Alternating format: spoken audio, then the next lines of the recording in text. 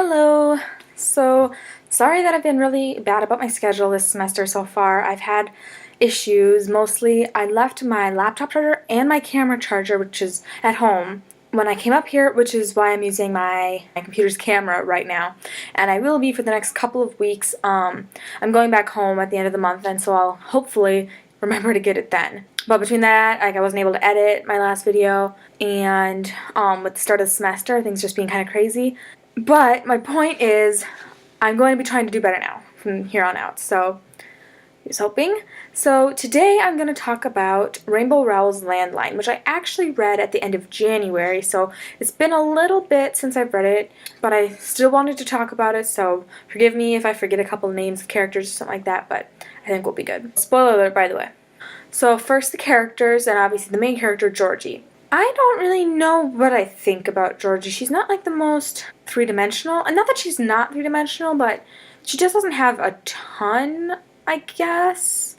I liked her most of the time. I don't know. She's just kind of nondescript. There's not really that much to say about her, I guess. And the thing that really bugged me is I didn't understand why she was doing what she was doing. I didn't understand why she would, I know why she let Neil leave, I guess. But I feel like she could have just done what she did at the end, at the beginning, and everything would have been fine. Yeah, sometimes I just wanted to shake her, especially like when she was like first figuring out the phone thing. I thought, I don't know, sometimes I just didn't understand what she was doing. But I did really like her relationships with her daughters. I thought those were really cute. I really liked her kids. They felt really real, like real kids to me. And I babysit a lot, so I know kids. And then as far as like Neil, her husband, I liked him better when they were in the flashback scenes when they were a kid.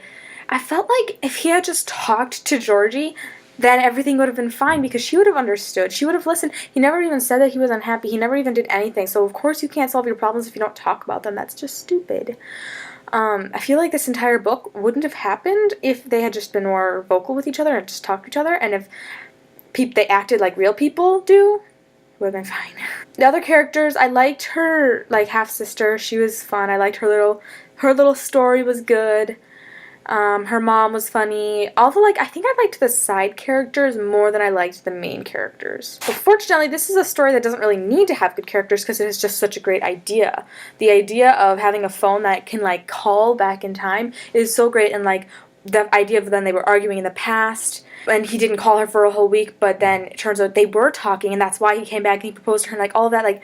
I really like time travel type movies and stuff, like in Harry Potter 3, watching all of that was cool, and this kind of felt similar, where it's you kind of know the end, but you don't know how it happened and what happened in between.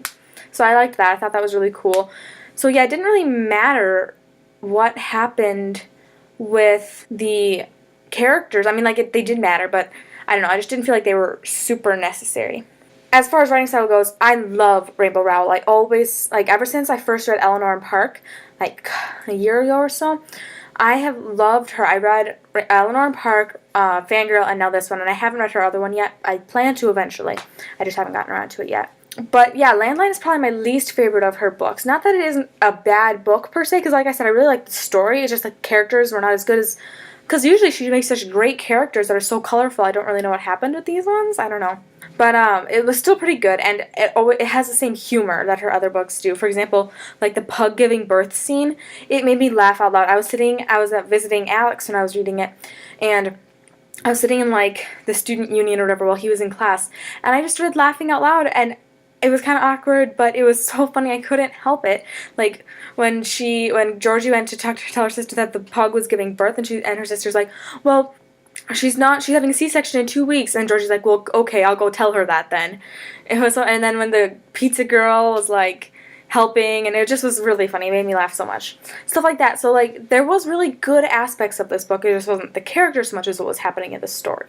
And I actually really did like the time jumps, when they went to a flashback, and I liked that they weren't their own chapters. Because it made it feel more fluid, because she was just thinking or whatever in her monologue, and then it would go into thinking about the past, which happens all the time. You'll be thinking of do, and then your brain will just kind of go on and on and on, and then you'll be suddenly remembering something that happened in the past. It makes sense.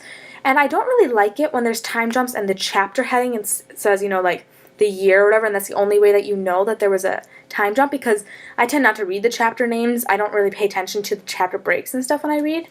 So I sometimes will miss it, and then I'm like, what is happening? So I'm glad that it just kind of was within the chapters. So what did I think overall? When I first started, I did give it 4 stars, but thinking back, I think I would rather give it 3. I think I was feeling pretty generous because I hadn't been enjoying the books that I had been reading prior to that one as much. I liked One Day, but like I'd been having a hard time finding good books, and so then this one was like pretty good. I was like 4 stars, and I believe I laughed a lot, and I believe I may have gotten choked up at one point, but I think the fact that the characters just didn't do it for me. 3.5 to 4. I don't know. It kind of depends on how I'm thinking about it, if I just finished reading it. So yeah, that's really all I have for this one. The next few weeks will probably be book reviews. I've already read 8 books this year, since like the beginning of January, most of which were last week. I've just all of a sudden been like voracious, just reading through them really quick, and pretty much all of them I'm going to end up doing a review on. So the next month, I think, will pretty much just be book reviews. So hopefully you guys like those. Yeah, that's pretty much the plan for the next couple weeks. So, see you guys then. Bye.